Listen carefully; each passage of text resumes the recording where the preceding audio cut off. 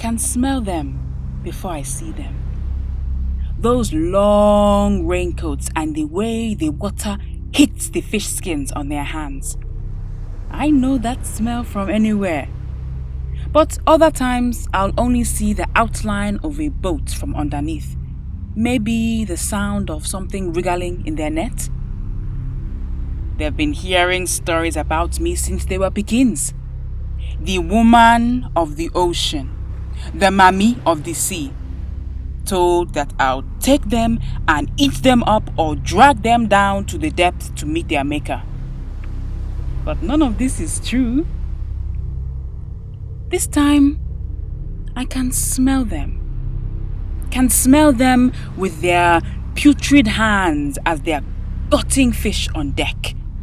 And as I get closer, I can hear the radio and see the outline of 3 men leant into one another against the sea spray.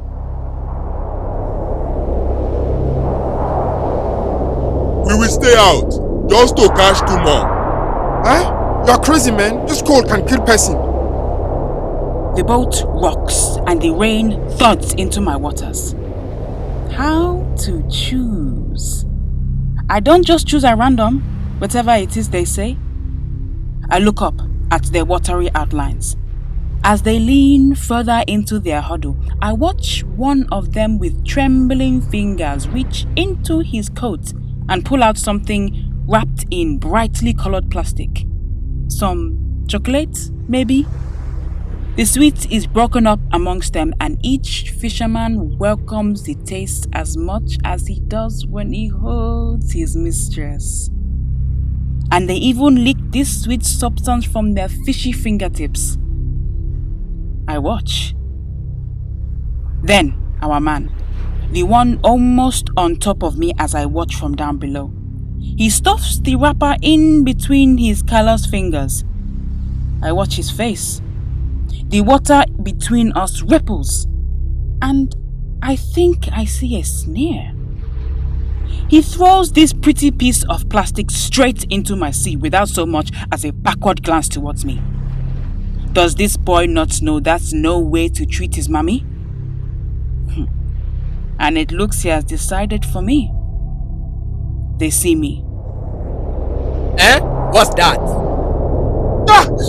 Yeah! Help me! Help me, oh! I wrap my strong arms about this little man and feel his muscles push and pull against me like a struggling fish as I pull him deeper, deeper, deeper down. I can see his little mouth struggling for breath, his eyes almost popping out of his skull. Then, this wide-eyed grin as the muscles on his face relax when the oxygen to his brain has nearly stopped. I see a nod. A little nod as if he's resolved himself to his fate. But I have no need to kill a man. Not with my bare hands. That's not my thing. Instead, I press my palm against his head and he leans into it. A little boy comforting himself from death. As he does, he looks into my eyes with shock and we interlock. I can't tell you how it happens, but it does. I push out of me, with great pain, a story. It floats out of my brain through the water in front of me. A stream of light flows out of me which holds the speech, the words, the story of the sea, and it floats into his ear, into his brain. He will learn from me. He will see the story of the ocean, how the fish here are my children and are granted to the fishermen with love. He will see how as I breathe my cosmic breaths, the sea is pulled in and out from the shore with a strength greater than 1,000 men. He will see into a future not so far from now where I'm nearly unrecognizable. A putrid, festering ocean with no life. Only bleached corals and a vast plastic deadness inside me. he will see how it can all get taken away. Everything he needs from me. I throw him back on deck, back to his shipmates, back to the hope that he might one day make his mummy proud. I see the joy crack on his face as he realizes he's made it out alive. That will show him. I plunge back into the depths, my depths. Breathe deep.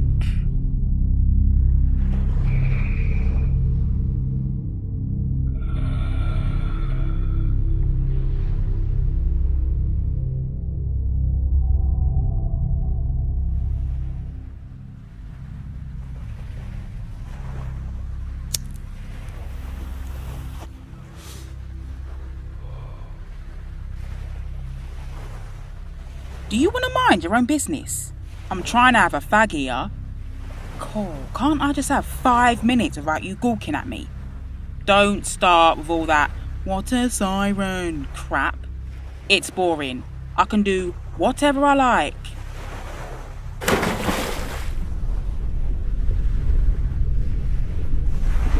I never asked for all this. You can't leave your ass in a crop top these days without being told you're asking for it. They're just breasts. But they see that in a fish's towel and these stories just pop out of their mouths. My mate saw one. She was sitting on that rock, looked at him with her silver eyes and he couldn't help it. Jumped straight into the sea and was lost to the depths. Dickhead. Sure, blame it all on me, not on that scurvy. But they don't put two and two together, do they? They don't think it's strange that they see women all around them when they're at sea. Couldn't be something to do with you missing your mummy, could it? Or your wife? And don't they know that the wives make up the stories anyway? Well, I'm sick of it. Do you know what? When I started all this mermaid crap, I was like, oh, that'd be a nice break. I'm sick of men staring at my legs all the time on land. Sick of them looking at my lips when I'm talking. Sick of cooking them dinners and fuck knows what an orgasm is. I reckon I'll just be a mermaid. I could be all alone at sea. Lost at sea. Just me. Except now, because they ain't seen a woman for months, it's even worse. If I say hello, I'm a siren. I'm a liar. I'm luring them in. If I don't speak, I'm a tease. I'm a virgin. I'm luring them in. Can we not, at some point, realise that women exist in their own right, not just in a man's head? Ugh, just a second. Got to cross stream before they see me. Oh, I love plenty of snug. Not a chance, mate. There's a side stream we can go down. You might as well come along then.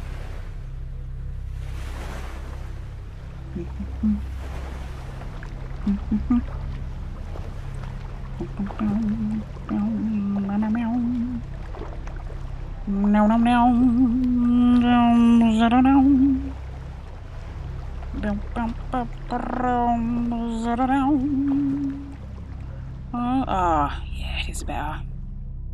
No one can see me. All alone. I can do what I like.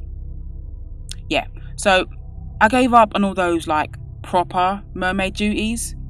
And now I make these t-shirts. It says, "I am not your siren." Get it? Yeah, because it's... But yeah, you get it. Yeah, I can see you want one. I can see it in your eyes. Alright, £5. Special price just for you. Alright, meet me around back after, yeah? Yeah, so anyway, because like, it just got to the point where I was like, I just want to exist. I don't want to be beautiful or not beautiful, clever or not clever, a woman or not a woman, based on what? What a man thinks of me. And that's why I like it down here. Because I can be free.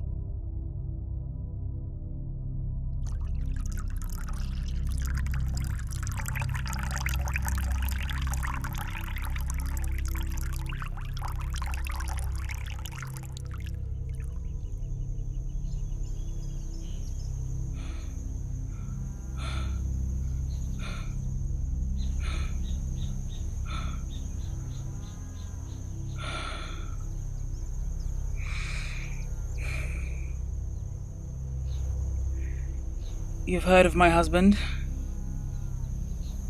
Beard? Looks about 600 years old? The guy with the ark.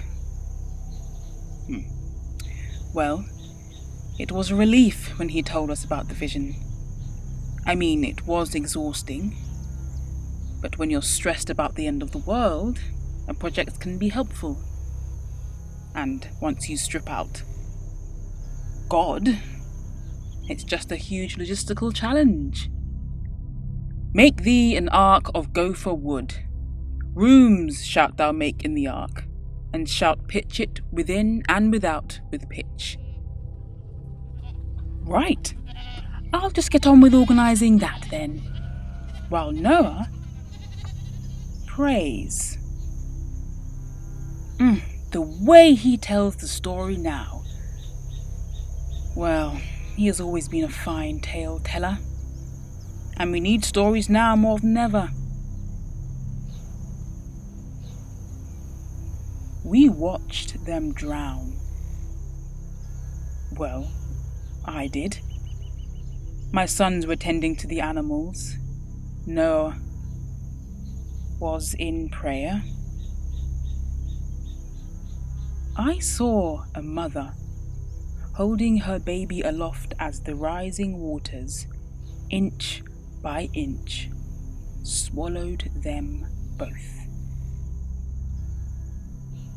Surely, if it is God's work, then I must watch. No? Noah didn't.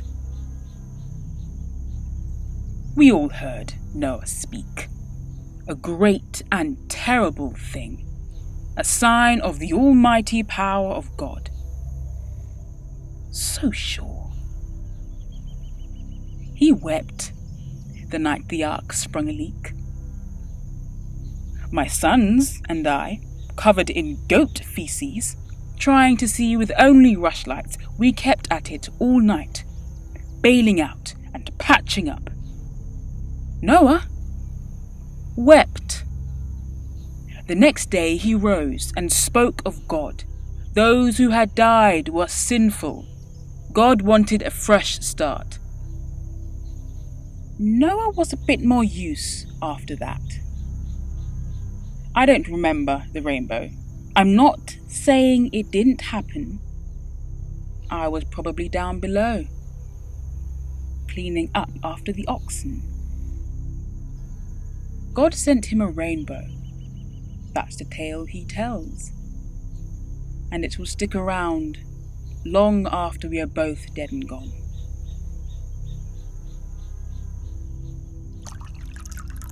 Now with added scrubbing particles to keep your face extra clean. Okay, what can do? Diving Barbie, explore the oceans with me. Press tab to release seal. Plastic wrap for freshness, not to be sold separately. Unsuitable for children under 3 years. Danger of suffocation. Here's Finland.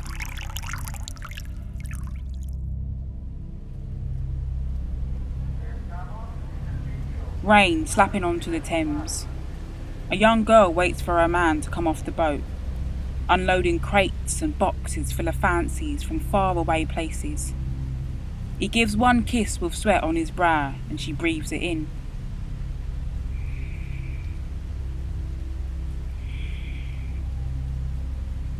The closest she'll come to the sea. And yet, she feels the waves inside of her. Always.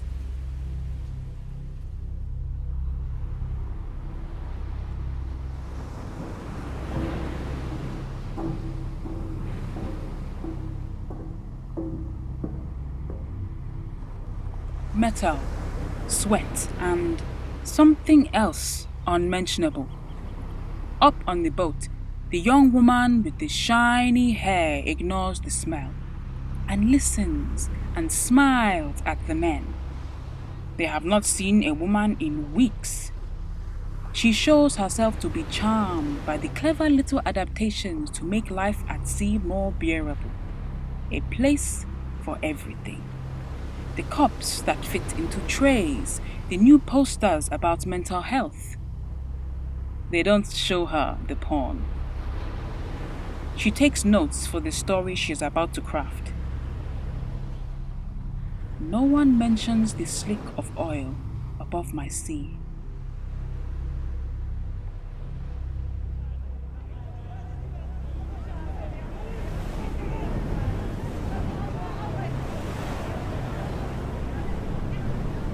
It was the first time they had seen the sea. It had seemed like a picture when they arrived in daylight. So beautiful. But now, as people fill the boat in darkness, they know it is real. The older one, maybe just 14, stands in the shallow waves. She clings to her brother and their bag with equal care. The man grabs her behind as he shoves her onto the boat. More people follow, and more, and more. There is no place to sit down, no place to put her bag. They're off, and she falls down onto the legs of the others. She reaches out for her brother, still warm, still crying. The bags are lost in the darkness. As the boat heaves and it feels as though her stomach is rising in her body, she remembers her mother's tightly whispered words.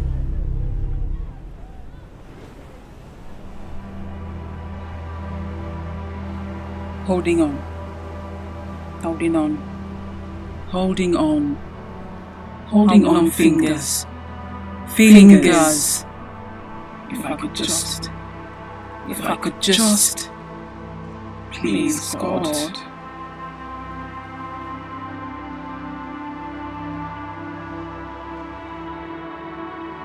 Swim, swim, hold, hold, hold, hold breath.